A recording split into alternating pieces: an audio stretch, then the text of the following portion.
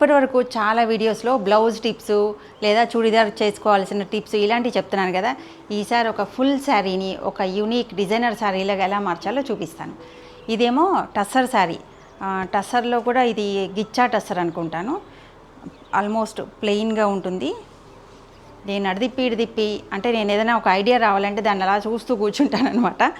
అందుకే ఇడిదిప్పి అలా చేసి నలిపేసాను. నా చేతిలోనే నలిగిపోయింది. సో ఇప్పుడు ఐడియా వచ్చింది కాబట్టి స్టార్ట్ చేయబోతున్నాను. ఇది పళ్ళు, ఇది శారీ. ఇది ఆల్మోస్ట్ ప్లెయిన్గా ఉంది కదా, సో కొంచెం బోర్ కొట్టేసింది. అందుకనే మంచి డిజైనర్ శారీ లాగా ఇలా చేసేయచ్చు అనమాట. చాలా సింపుల్గా, చాలా యూనిక్గా చేస్తాను, చూపిస్తాను.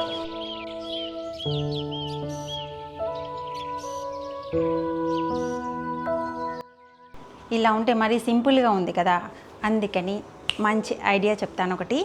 ఇలాంటి శారీస్ ఏదైనా సరే, ప్లెయిన్ శారీ ఏదైనా మంచి డిజైనర్ శారీలాగా మార్చే ఐడియా. దానికోసం ఏంటంటే నేను మీషోలో ఆర్డర్ చేసుకున్నా. ఇలాంటి ప్యాచెస్ దొరుకుతాయి. డ్రెస్సెస్కి చేసుకోవచ్చు, లేదా శారీస్కి, లేదా లాంగ్ ఫ్రాక్స్ ఉంటాయి, అలాంటి వాటికి చేసుకోవడానికి ఇలాంటి ప్యాచెస్ దొరుకుతాయి రెడీమేడ్వి. సో ఇది ఇలా సింగిల్ పళ్ళు మీద ఇలా అనమాట, ఇలా కుట్టుకుందాం అనుకున్నాను. అయితే వాళ్ళు డిఫాల్ట్గా ఇలాంటి నెట్ క్లాత్ ఉంటుంది. ఇదంతా మనం తీసేయాలి. ఇంతకుముందు కూడా ఒక బ్లౌజ్కి చూపించాను కదా, రెడ్ కలర్ తీసుకుని ఒక బ్లౌజ్ చేశాను కదా, అలా అదే పద్ధతిలో ఇది ఇట్లా.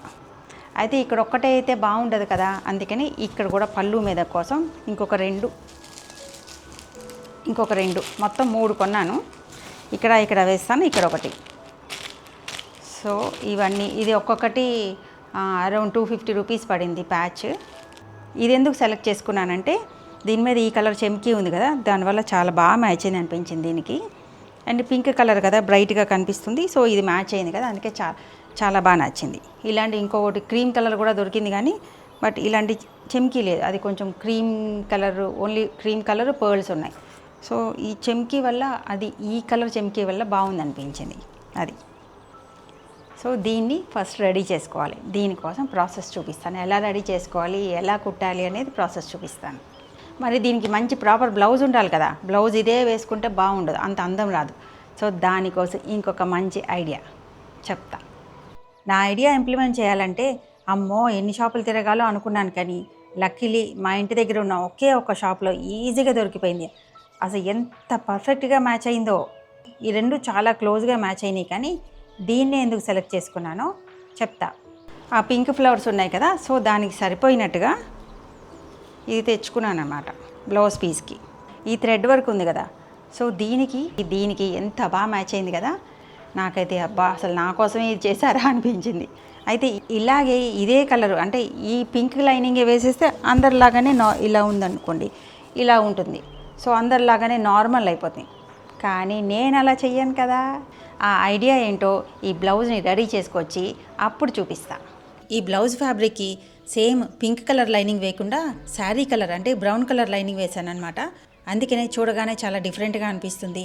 అండ్ శారీ కూడా పర్ఫెక్ట్గా మ్యాచ్ అవుతుంది. ఇలా వేయడం వల్ల అది చూడగానే ఎంబ్రాయిడరీ ఏమో అనిపిస్తుంది. మీకెలా అనిపించింది? ఇప్పుడు ఆ మీషోలో కొన్న ప్యాచ్ల్ని ఎలా రెడీ చేసుకోవాలో, ఎలా అటాచ్ చేయాలో చూపిస్తాను. ఈ ప్యాచ్ ఉంది కదా, దీనికి ఇదంతా అవుటర్ లైన్ అంతా కట్ చేయాలి, ఈ నెట్ క్లాత్ అంతా. సో ఇలా కట్ చేయాలి. ఇది కదా, దీని పక్కనే ఇంత క్లోజ్గా కట్ చేయాలి.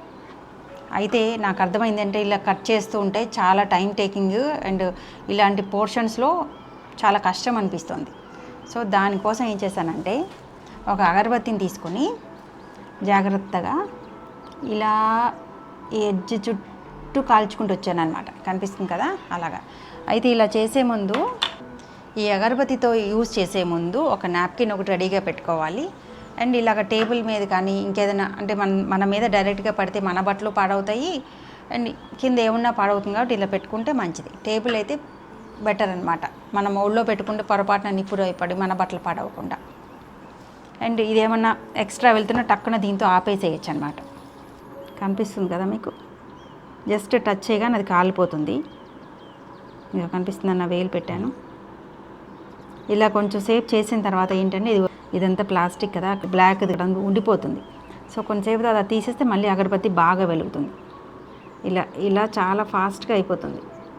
నేను కెమెరా యాంగిల్లో పడడం వల్ల కొంచెం లేట్ అవుతుంది, కానీ లేకపోతే చకచకా అయిపోతుంది, 1 minute అయిపోతుంది మొత్తం. సో ఇలా చుట్టూ చేసుకోవచ్చు. ఇలా మధ్యలో కూడా చాలా ఈజీ అనమాట. అగరబత్తితో కట్ చేయడం కష్టం. ఇలా అనిస్తే అయిపోయి.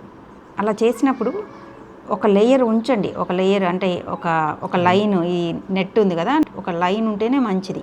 ఎందుకంటే ఇది కాలిపోతే ఇబ్బంది. సో ఒక లైన్ ఉంటే ఒక సేఫ్టీలా ఉంటుందన్నమాట. అండ్ మనకు దూరం నుంచి చూసినప్పుడు, అంటే ఇంత దగ్గరకు చూస్తున్నాం కానీ దూరం నుంచి చూసినప్పుడు ఇవి తెలీదు.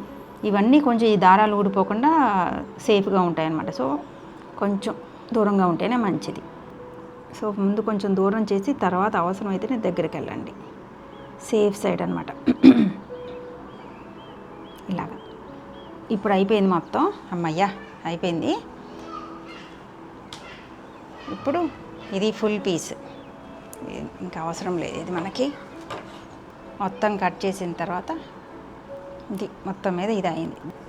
ఇలాగ మొత్తం 3 పీసులు, ఇదిగో ఈ 2 చేస్తాను. సో ఇవి జాయిన్ చేయాలి. ఇప్పుడు వెళ్ళి ఎలా జాయిన్ చేయాలో చూపిస్తాను. సో ఇలా ఉంటుంది కదా. ఇది ఎక్కడ వస్తుంది అనేది మార్క్ చేసుకోవాలి శారీ మీద. ఇదైతే పక్కన పెట్టి ఫస్ట్ శారీని ఇలా పళ్ళు వేసుకుని ఎక్కడ వస్తుందో మార్క్ చేసుకోవాలి. ఇలా పెట్టుకొని పళ్ళు సరిపోయినంత పెట్టుకొని అప్పుడు ఇక్కడ పిన్స్ పెట్టుకోవాలి. మనకి ఎక్కడ ఏ పొజిషన్లో కావాలి అని.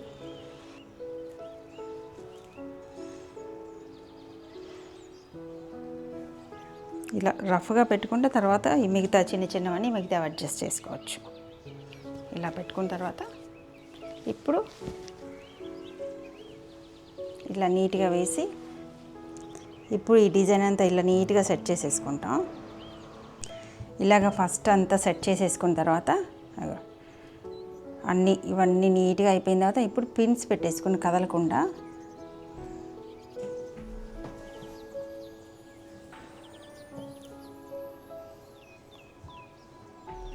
ఈ ఫ్యాబ్రిక్ మీద అయితే ఒకసారి సెట్ చేసిన తర్వాత పెద్దగా కదలటం లేదు. వేరే సిల్క్ క్లాత్స్ అయితే మాత్రం మంచిగా పిన్స్ పెట్టుకోవాలి. ఇది అసలు కదలటం లేదు, దీనికి ఇలా అంటుకుపోయి ఉంది. సో ఇలా పెట్టేసుకున్న తర్వాత ఇప్పుడు ఏంటంటే ఫ్యాబ్రిక్ గ్లూ తీసుకోవాలి. నేనైతే ఇది వాడతాను, ఫెవిక్రిల్. ఒక న్యూస్ పేపర్ కూడా వేసుకోవాలి, ఎందుకంటే కింద అంటుకుపోతుంది కదా గ్లూ ఎక్కువైతే. అందుకని సేఫ్ సైడ్ కింద ఒక పేపర్ వేసుకుంటాను. కింద వేసుకొని ఇప్పుడు గ్లూ తీసుకొని కొంచెం ఇలా ఉన్నాయి కదా, దీని వెనకాల వేయాలి. దీని వెనకాల రఫ్గా అంటించేసుకుంటే మనకు ఆ షేపు ఎక్కడ ఉండాలో అక్కడ ఉండిపోతుంది అనమాట. ఇలాగా గ్లూ చేసేయాలి. ఊరికే కొంచెం రఫ్గా వేసేస్తే సరిపోతుంది. ఎందుకంటే ఇలా సన్నగా ఉన్నాయి కదా, అవి కదిలిపోతూ ఉంటాయి. సో గ్లూ వేయడం వల్ల నీట్గా ఉండిపోతుంది. మొత్తం కూడా వేయక్కర్లేదు, అక్కడక్కడ వేసినా సరిపోతుంది. పొరపాటున గ్లూ పక్కకు వచ్చినా మనకేం కనిపించదు. ఎండిపోయిన తర్వాత అస్సలు కనపడదు. సో కొత్త వాళ్ళు భయపడతారేమో చెప్తున్నాను. ఇది అలవాటైన వాళ్ళకైతే అలా కనపడదని తెలుసు. అలాగే ఇదంతా అంటించేసేయాలి. అంటించేది ఒక 10 నిమిషాలకి మంచిగా కదలకుండా ఇదిగో ఆల్రెడీ అయిపోయింది, ఫిక్స్ అయిపోతుంది కదా. అప్పుడు ఏ ప్యాచ్ అయితే తీసుకున్నామో దానికి మ్యాచింగ్ కలర్ ఎగ్జాక్ట్గా మ్యాచింగ్ తీసుకుంటే మంచిది. ఎందుకంటే కొంచెం మిస్టేక్స్ అయినా కూడా కనిపించమన్నమాట. మనం ఎలా అయినా కుట్టేసుకోవచ్చు ఈజీగా. ఇప్పుడు ఇదే కలర్ మ్యాచింగ్ దారం తీసుకున్నాం కదా, ఇప్పుడు ఈ చుట్టూ ఇలా కుట్టుకుంటూ వెళ్ళిపోవాలి. బాగా సన్నగా దగ్గర అక్కర్లేదు, దూరమైనా సరిపోతుంది. ఎందుకంటే ఆల్రెడీ గ్లూ ఉంది కాబట్టి కదలదు, అది చక్కగా సెక్యూర్గా ఉంటుంది. సో ఇది బ్యాకప్ అనమాట. అక్కడక్కడ అంటే ఫినిషింగ్ కూడా నీట్గా ఉంటుంది కుట్టడం వల్ల. సో అక్కడక్కడ అలా లైట్గా కుట్టేసుకుంటే సరిపోతుంది. ఇప్పుడు చూడండి, పైన మాత్రం కొంచెం దగ్గరకు వేసి కింద దూరంగా వేస్తున్నాను. నేను కెమెరా కోసం రివర్స్ చేస్తున్నాను కాబట్టి కొంచెం ఇబ్బంది పడుతున్నాను, కానీ లేకపోతే నా వైపు కుట్టేసుకుంటే చాలా ఈజీగా టక కుట్టేసుకోవచ్చు. ఇలా కుట్టేసుకుంటాను. గమ్ అయితే మధ్యలో పెట్టాం కదా, సో ఈ చుట్టూ రఫ్గా కుట్టేస్తే స్ట్రాంగ్గా ఉంటుంది, ఫినిషింగ్ కూడా నీట్గా ఉంటుంది. సో దూరం చూడగానే చక్కగా ఎంబ్రాయిడరీలా ఉంటుంది. ఇప్పుడు ఫైనల్గా శారీ విత్ బ్లౌజ్ ఎలా ఉందో చూపించేస్తాను. ఈ ఐడియా మీకు ఎలా అనిపించిందో కామెంట్ చేయండి. ఇంకేమైనా మంచి ఐడియాలు ఉంటే షేర్ చేయండి, నేను కూడా నేర్చుకుంటాను కదా.